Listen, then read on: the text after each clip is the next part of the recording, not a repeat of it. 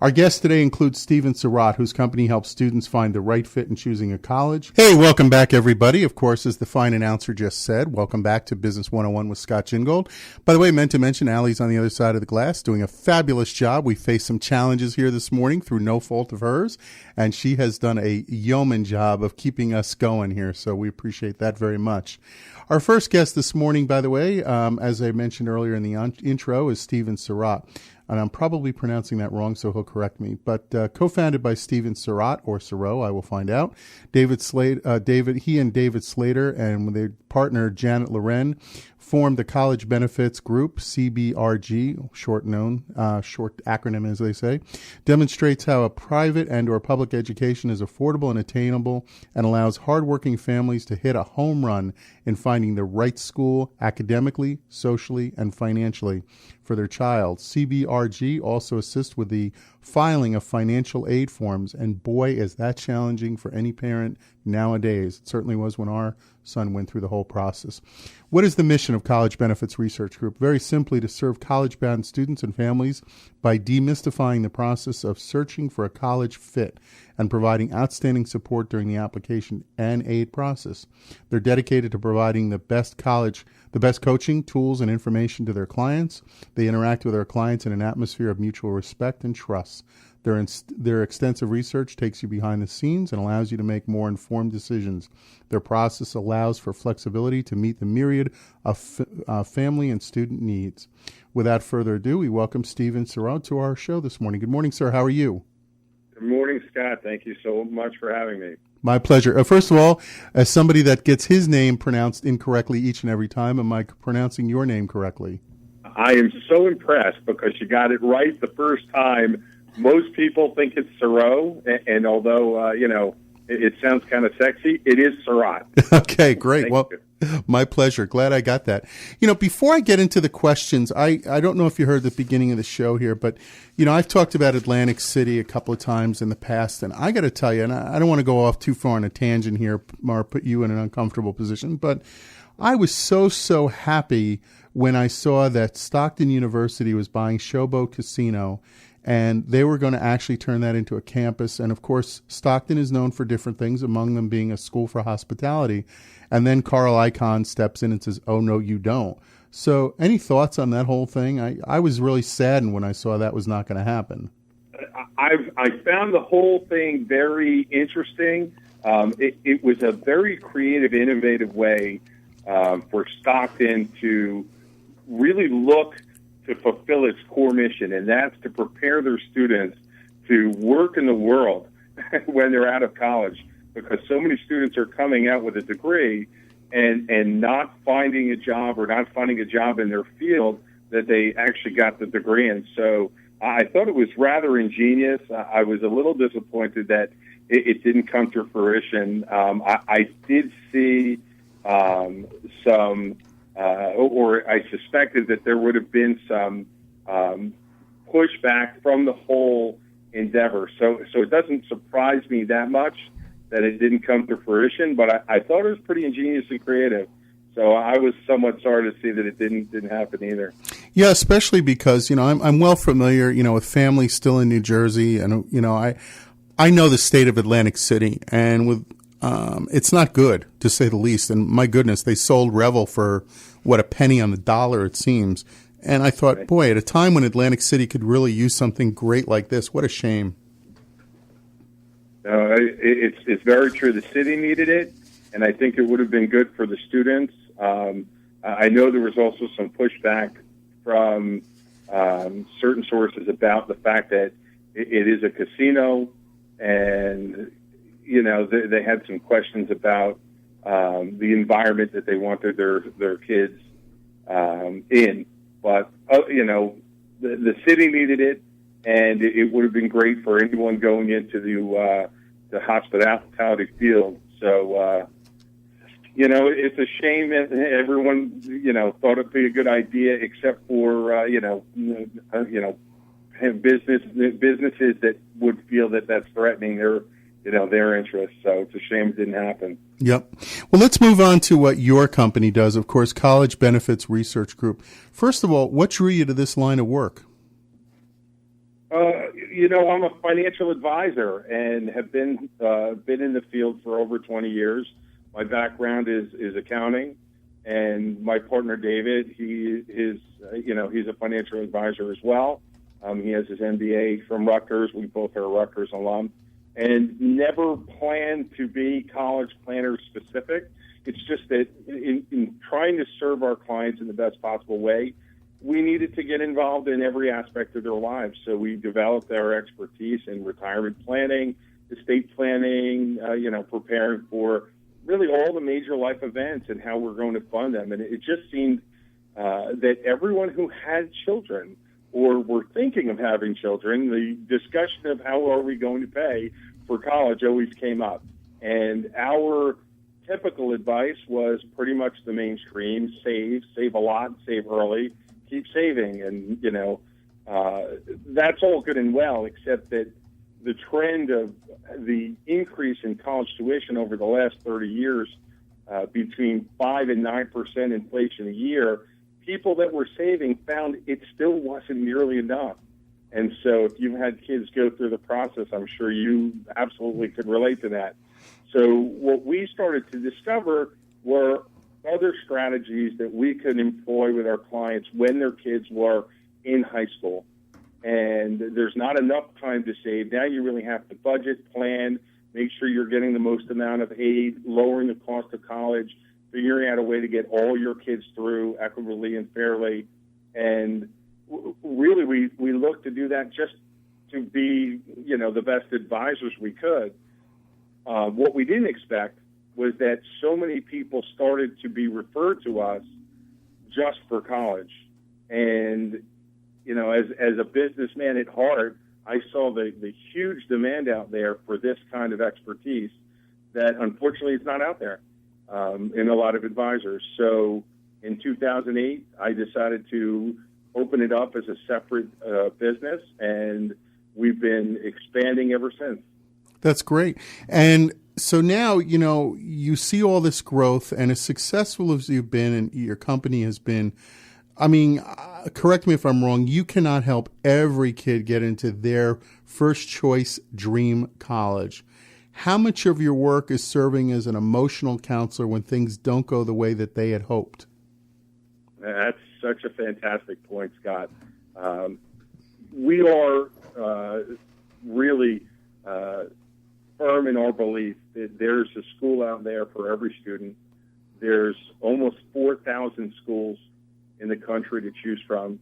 They all have students, and they have happy students. So when I hear somebody say when their kid is a sophomore or a freshman that it has to be this school or nothing, I'm very suspect that they've really gone through their due diligence to figure that out, right? Mm-hmm. At the end of the day, the student makes the school much more than the school makes the student. And, so you really have to look at this holistically. We talk about it in 3 areas of focus. You have to find the right academic fit, social fit, and financial fit for the student and family. And, as great as it's been for me to take this ride with so many families since 2008, I have a senior this year, and we're going through the same process, and we're narrowing it down. It's very exciting. And if you go through the process in the proper way and you do your due diligence and you look at things the way you're supposed to, you'll be surprised the amazing results that could be achieved and have it be much more affordable than you might have thought going in. That's great. Well, let me ask then the awkward question. As a reminder to our audience, we are joined by Stephen Sirot. Their website, by the way, which you can find more information, is cbrg.info. Let me ask you the question that's a little uncomfortable perhaps, and that is, are too many kids going to college today? And let me explain that. We're sending kids, it seems like it's become a knee-jerk reaction, and I'm 57 years old, and, my whole life I heard you go to high school, you go to college, you get a career. But nowadays, we're seeing so many kids come out of colleges and universities that can't really, and they probably chose the wrong major, and they probably didn't work with you and chose the right school. So that's a big part of it. However, I often wonder how many of these kids really should have gone to a technical or trade school, gotten some great skills, and or at least started out as at a community college 2-year school to kind of figure out their best direction. And maybe I'm just off base here. No, I don't think you're off base at all. I am obviously a firm believer that higher education will set you up, if you do it properly, for success, and that without it, there are definitively challenges, but the path, is unique, and it should be individualized for every student. Community colleges many of them do a wonderful job in easing students in. Sometimes it's financial. Sometimes it's just because the students aren't really ready to live away from home. But trade schools could be a good option for sure. We see more and more students doing gap years. So what it really comes down to is knowing your student and examining your options. So, it's funny. I was at a function in my son's high school where they had representatives from colleges come in and talk. And the one thing that my son made me promise that I wouldn't do was embarrass him by asking too many questions. But they had some fabulous colleges up there, and one was from a local community college. And as the night wore on, it was very obvious that the other representatives from the colleges were really dismissing the community college rep, and it was frustrating me. So I did raise my hand, and I asked him about what we have here in New Jersey, which is called a program. It's called NJ Stars, where a student who does well in high school and top 15% of their class and meets certain parameters could go to a community college tuition free. And what a great option for so many students, especially if they're stressed financially. And long story short, my son, who is a very strong student, and the next day the principal stopped my son in the hall and started a conversation because he was concerned that maybe my son was considering community college. And that's really the story right there. It's that the perception of where students have to go is so ingrained that they're pushing kids into environments that maybe aren't the right thing for them. And that's why it's really an honor for us to help a family identify all the aspects that are important and help them make the right decisions. That's great. As you talk about that, I was thinking, I look at, again, going back to the trades for a moment, or specialty skills, like, IT. There's so many IT jobs out there, and there's so a dearth, if you will, of qualified candidates to fill those. And I mean, these are things that, yes, college is important for it, granted, but there's so many opportunities out there that people, I think, miss because of all that. And I think it's more, sometimes I think it's keeping up with the Joneses, or that's the way it's always been and that's the way it should always be. But I digress. Scott, you're absolutely right. But on the other side of the coin, perception, even if it's not always 100% true, is still powerful. And coming out of a school that's an Ivy League school or a top-ranked school, it can open doors for you. But that's only one point of a much larger picture, and one piece of a much larger picture. And, so you really have to look at everything. Sure. What are the most, well, let me ask you this. What would surprise parents and students most about the college application and entrance process? That there's a lot that they can't control. It's very unsettling for a student to apply to a school and get denied. And it's human nature to take it personally. Who likes rejection? You apply, you think that you've done what you need to be able to be accepted at that school, and they say, I'm sorry, you're not good enough. But that's not really true. You have to look at it from the college's perspective as well, that they have their own agenda. And when we talk about fit, we're talking about not only what you think you want and need, but also does that fit with what the school thinks they want and need? And it could be as simple and arbitrary as a school letting in 1,000 students in a year before your kid goes and applies to that school. And they let in, 1,000 kids, but 3/4 of them that actually decided to come to the school were female, right? Well, the next year, they're going to try to skew it a little bit to make sure they get more guys, right? Mm-hmm. Which seems like if it's your daughter the next year applying, well, they might not get in just because they're a girl, and that school is looking for guys. And so that's nothing that they can control. It's nothing personal. It's not a reflection on them. So our advice is go through the process, not to just find that one dream school, but find at least 8 to 12 schools that are at the top of your list, and that you could go to any one of those schools and be happy and successful. Sure. And if you do that, then you'll find at the end of the process, you've got a lot of good choices.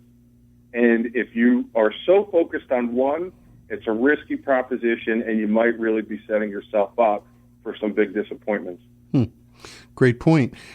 Do legacy alumni kids have a better chance of getting into their first choice school than, say, other applicants? It absolutely varies from school to school. Okay. So we definitely have seen that legacy counts probably more at the Tier 1 or the Ivies. It weighs in. But at the end of the day, that student has to be totally qualified. And when you're talking about, those top schools, they're rejecting many students that are qualified. They just don't have enough spots. I think it's amazing how many students are applying to schools, but last year was USC got 92,000 applications, right?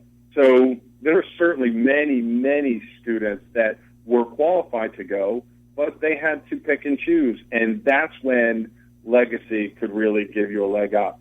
But if you think that legacy will help you get in the door when you're really not qualified, you're not at the top of their list, then you're probably, misguided. Okay. Once upon a time, I'm a serial entrepreneur over 3 decades now, but once upon a time, I was also in the middle of all that, I'm a former Division I college soccer coach. And when we looked at applicants, we were recruiting kids, we looked at the whole kid very holistically. What kind of person were they? How did they spend their time? You never really know, of course, until they're in your program. But nonetheless, we wanted to see was a good student. Just because he can play soccer doesn't mean a good person. Did he volunteer in the community, or she volunteer in the community? Now, and this is going back probably, 8 years now or 9 years. But how important is public service and volunteerism in getting into the first choice school for a student? Or is it? It is absolutely important. We encourage our students to get involved with things that they're passionate about. So, certainly public service, volunteering could be a very, very big thing. But it's not that every student has to have that per se. You want to look at the student individually, and some students, they wouldn't have the time because of athletics to apply as much in other fields. But if you see a real commitment and passion, and in whatever their extracurricular activities are, I think that's more important than any one particular thing. I think sometimes we see students try to show that they're so versatile. They're a jack of all trades. They do sport. They have clubs. They do volunteer. They're involved in their church. And, that's harder for a school to assess, well, really what drives this student. It's sort of, throwing too much, for them to consider. And they'll start to suspect, maybe they're just trying to, impress us with a resume that's vast. But I think depth and passion go a lot further, and especially commitment. So it's better to see a student be committed to one sport for 4 years than change, go to a sport to sport each year. Sure. But certainly, they're looking at those students more individually. So let's fast forward. The young man or young lady gets into the school, and now they're there. And lately, for sororities, but actually it's really more fraternities, have been in the news lately, and not necessarily for good reasons. What counsel do you give students about joining fraternities and sororities, or don't you? We talk to them about the type of social environment the school has. And some campuses are very, very Greek, and you have to know that going in, that the majority of the campus life is revolved around that. And so if you see a school that has 10% of their students participating, there's a presence there. But if there's 30% or 40% that are involved in Greek life, that's a dominant presence on a campus. That's going to drive really what that social environment is all about. And so you want to vet that even before you make the choice of which school. I think that's mostly where we're counseling our students. But I think another big part of it is that, I think people have the perception that if they get their student into their top choice school and they're breaking their backs to figure out a way to pay for it, and so the school is, just throwing it out there, $50,000 a year, that the parents would hope that for that investment, that the school's really going to take care of their kid, make sure they're showing up for their classes, they're getting involved, they're not getting in any trouble. But the fact is that's not really what the schools are doing. And they're there to educate the students and help the students that are motivated to be successful. And so that's, I think, more of the issue than specifically the Greek environment. Because believe me, just when fraternities does something that's not good, that will show up. It's newsworthy. But when an individual student does something, or drinking on campus, or has a drug offense, that's not going to be reported, but that's out there just as much. So I think more importantly, what we're educating parents about is how important it is for them to be involved in helping make sure their students are tracking for success once they're there. We actually sit down at the end of the process and create what we call a student contract that addresses all these things, that open lines of communication, open access to all the students' records, which parents are shocked to find out that the only thing a school will discuss with them once their student goes there is the bill. After that, they won't tell them anything unless that student directly gives permission for that access. So we want those things discussed proactively rather than being reactively. And, you'd think that maybe students would be resistant to this because they think their parents would be meddling. But when you define what the expectations are for this student, they know what they need to do to be successful. And that's very empowering. That's what they really want. And so, it's about being proactive and making sure that you're tracking your student along the way. Interesting.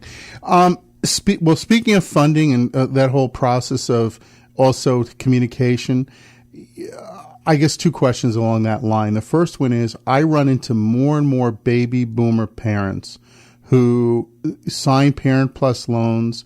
They had great jobs back 2007, 2008, and 2009 even. And of course, the economy collapsed. They lost their job. They've been downsized. They've been outplaced. They're never going back to full-time work. And if they do, they're in their late 50s, maybe even early 60s. If they do, it's certainly not at the level that, the income projection they did when they were at Parent Plus loan application. What are their options at this point? I mean, I know people that are baby boomers that were once upon a time making six figures and now are making barely five.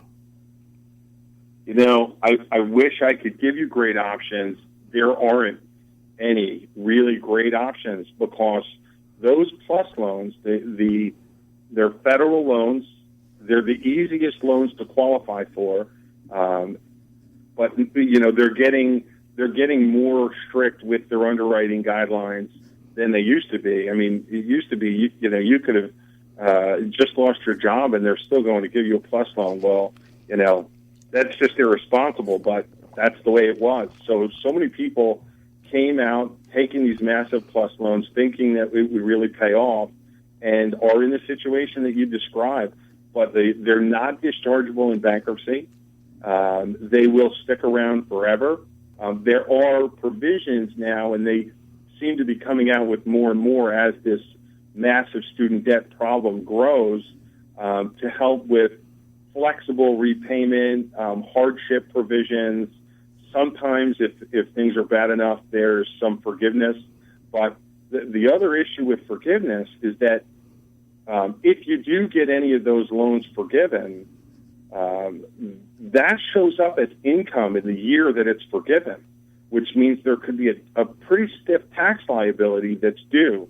And so it changes now from, being behind in paying off the plus loans to, now you're behind paying the IRS. So it's a pretty scary proposition. Also, when people take out those massive plus loans, it's not just the parents that are on the hook. They are co-signers, but the student is also responsible. So if they can't get the money from the parent, they're going after the student as well.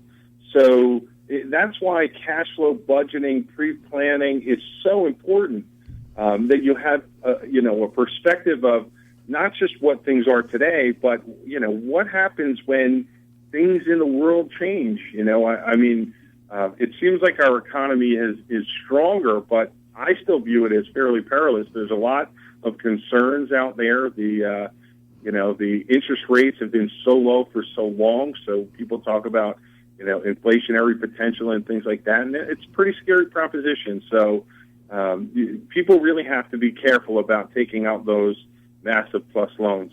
Sure. Well, at the top of the show, I talked about the jobs report in March, and people were a little surprised how low it was, and I've said, unfortunately, and I hope I'm wrong, the economy's on much shakier ground than people really want to talk about. But again, hopefully I'm wrong.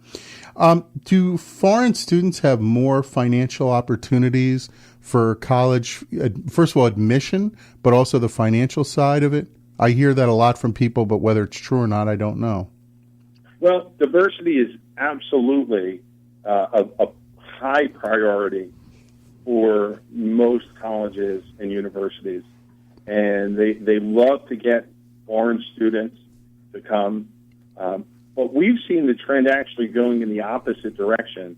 As far as financial aid is concerned, that's for legal U.S. residents or citizens by and large. And the aid opportunities for foreign students it's a much smaller pool. So any aid that would come, or the majority of the aid that would come from foreign students, would have to come from the institution themselves. And many schools don't have that kind of endowment. You have some big names that do, and so they're absolutely more generous. But we've seen the other trend that absolutely admissions might be more beneficial for a foreign student. But I think a lot of the reason is because they are also coming ready to pay. And it's a good way for the colleges to get some of those, full payers to help them, run the school. I think that's more of the trend that we've seen. As a reminder to our audience, we are joined by Stephen Sirot from College Benefits Research Group. Their website is cbrg.info. So, well, speaking of cost, colleges and universities, of course, are becoming more expensive all the time. Has the quality of the education improved to warrant this, or is this just these schools wanting to build brighter, newer, shiny buildings and such? And we won't talk about the football field at your alumni, by the way. I will say all of the above. Has the education really got that much better? It's hard to say. I think there's been quality all along the way, but the way things are perceived sometimes is funny because if a school invests a lot in a athletic program and they are very successful, they'll see a dramatic uptick in the number of applications that come in the next year and probably for the near future after that, and that will help them move up in the rankings and people put a lot of stock into that. But if you go ahead and hire a football coach for $4 million and they build a dynamic program and it helps the school move up in the rankings, well, did any of that money go to hire a teacher, build a lab, bring in more resources for the student? So you have to really get past just the overall rankings and start to break it down. And really, you want to get specific of, what programs is this particular school really strong in? And that's what should drive the process ultimately of where they go. Are they in the right school to get the education they need to be successful once they come out? Okay, and I think that makes perfect sense, and I couldn't agree with you more. But let me ask you this, speaking of, though, the whole education process today in higher education. Well, I guess for nowadays, this could even apply to, K through 12 to a degree. Technology is evolving rapidly. Online and distance learning is growing. What is the long-term outlook for students attending a brick-and-mortar physical campus as they do today? And let me caveat that by two things. First of all, we're all, of course, aware of campus security and these terrible shootings that happen. So that whenever that happens, this raises the technology question. And then the second part of this is cost, the value of, am I better off sitting in a auditorium with 400 students, or 200, whatever the number might be at these larger schools, or doing distance learning through online? What's your thought on that? What's the future? The trend, I think there's benefits to both. Initially, as the technology evolved, most universities were reluctant to really embrace distance learning, but as some competition has really evolved, they've absolutely, I've seen that change take place, that they're definitely embracing that more and more. I think it's a great thing. The technology has to keep up with the integrity to make sure that that you're able to control the quality, that the student is really doing the work. But that's actually gotten much, much better. And I think it's just a great opportunity, not just because of what they're able to get on campus, but schools now are able to partner with other institutions, not just domestically, but internationally, to bring a much broader and relevant education to their students. And so a lot of the distance learning is still being done actually on the campus, and they're embracing it more and more. I think it's a very good thing. I couldn't agree with you more. Let me ask you this, Stephen. We're right up against the clock here, but I would like to ask you a couple more questions. Can you hang on for a few extra minutes? Sure, I'd love to. All right, hang on, everybody. We do have to hit a station ID because we're coming on close to the top of the hour here. So stay tuned. You're listening to Business 101 with Scott Gingold, and we'll hit our station ID for our stations now. WGPA Sunny 1100 in Bethlehem. Thank you very much. We are rejoined, of course, by Stephen Sirot of the College Benefits Research Group, cbrg.info. As you said that about, the whole life on campus and preparing, I was thinking about, and I'm famous for my story, Stephen, so forgive me, But when my son was in high school, early on, he made the comment, I want to go into hospitality. Well, to me, I had a little bit of a bias, and 3 schools came to mind immediately, all of which were expensive, all of which were far away. And I said, well, here's the deal. I'm not sure how Mom and I will do this, but we'll do it. But before we do that, you need to go work in the hospitality field. And with our assistance, he got jobs at a franchise sandwich place, and then a country club and a baseball team, blah, blah, blah, blah, blah. Point being, do parents do enough of that where if their student says, I want to go work in a given industry and I want to go to a school that specializes in that, do they push them hard enough in your experience into going to do either an internship or a part-time job? In our son's case, by the way, he decided after about a month the last thing he wanted to do was work in hospitality. Oh, parents, it varies. Do they do enough of it? Probably not, but it's really all over the place. It's funny because the people that come to work with us, and I'm not just trying to pander to my clients, but they seem to be awesome because, to come and make the investment to hire college professionals like they do, even though I know many of them come to figure out strategies of saving money on college, and I'm proud to say that we do a great job with that, but it's still a matter of trust. They have to put up the investment of our fees and hope that the returns come. And so they tend to be parents that are pretty cognizant of what's at stake here. And, we had a client yesterday, and their student is a sophomore, and he may want to go into gaming, and we hear a lot of gaming, a lot of sports management and that. But, really at the end of the day, it's not just video design, it's more about business. And so she was absolutely, looking to have us try to get him enrolled in getting some exposure, getting a part-time job, doing some internships, and that was the discussion. And that's absolutely something that they should do. If we have somebody who comes to us and the student's talking about possibly going into veterinary medicine, we say, okay, great, go intern, at a local animal hospital, volunteer, unpaid. You can get a lot more opportunities than you think that were out there. And I don't care if they have you filing or sweeping up the poop. It doesn't really matter. If you're in that environment, it will be very good, a very good experience for them to see this is what they do all day. And it instead of romanticizing the career, they start to see really what it takes. And a lot of times, just like your son, it can really open their eyes and help them find a direction. So I always encourage people to try to have those kind of experiences, and that parents should absolutely encourage their students to do so. Great advice.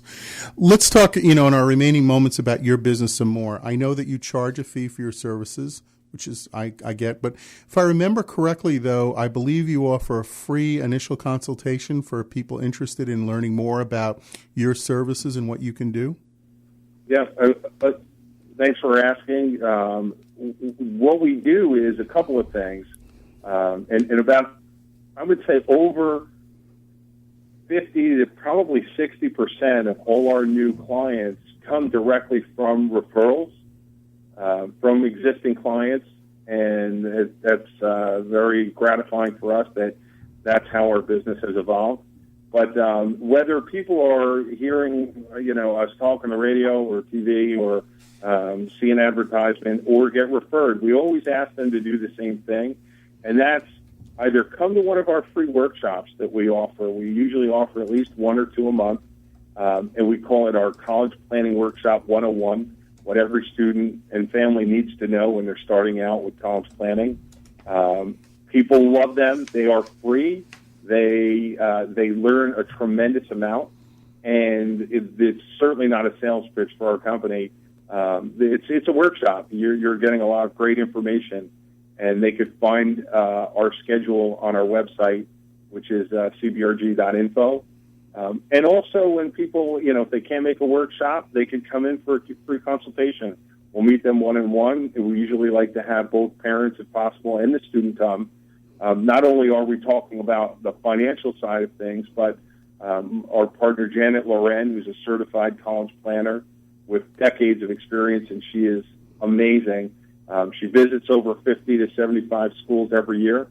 And at that free consultation, the student gets to meet with Janet and get some tips and advice about where they should be looking and what they should be thinking about.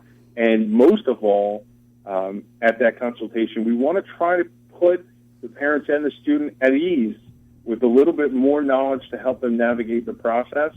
And then if they choose to work with us, then they can. But if they don't choose to work with us, we always want to make sure that anyone who spends their time in a workshop or a consultation, that they walk away feeling that this was definitely worth their time. And hopefully they'll recommend a friend to come to a workshop or a consultation. That's great. How important, or is it, social media to your business?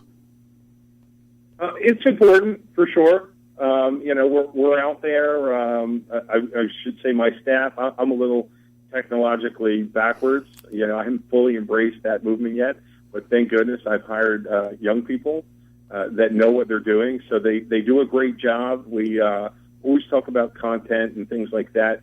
We're fairly local. The majority of our families are within driving distance of where we are, which is in Roseland, New Jersey. But as we've evolved, more and more of our clients are, either, not within driving distance in New Jersey or completely out of state.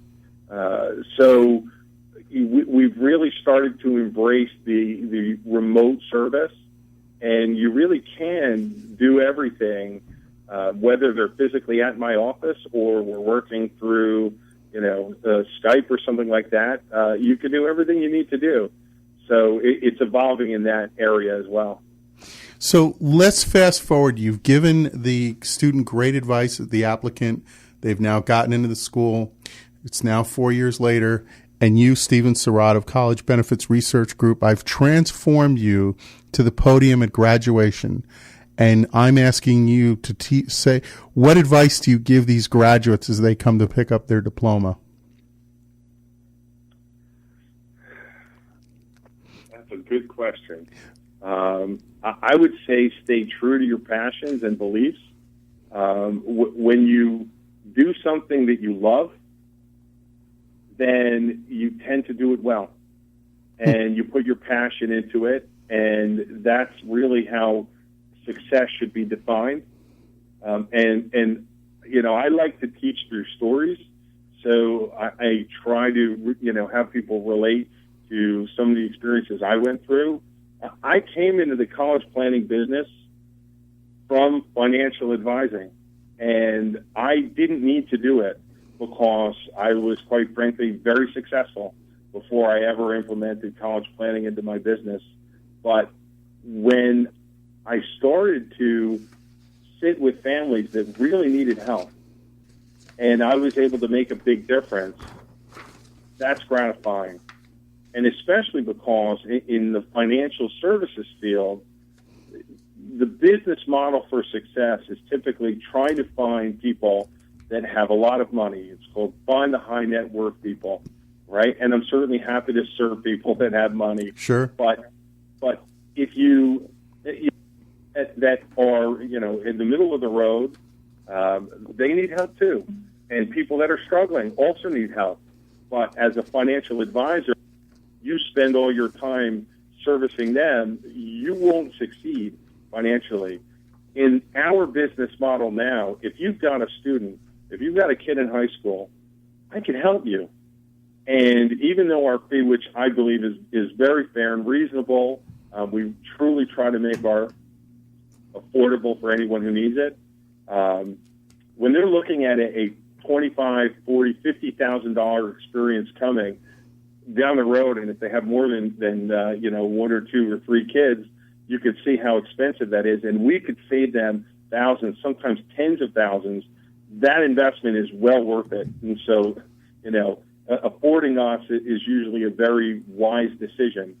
And so we could service everybody. And that's more of my personality. That's more of who I am. I don't prejudge people for how much they have in their bank account. And now in business for me, that's how I get to live my life. So that's the best advice I could give students is find something that you love, that you could be successful, and that you could make a living and follow that path. Wow, that is great advice, Stephen, and what a great way to end our segment with you. I truly appreciate you taking the time to join us. Of course, he is Stephen Sirot. His company is College Benefits Research Group.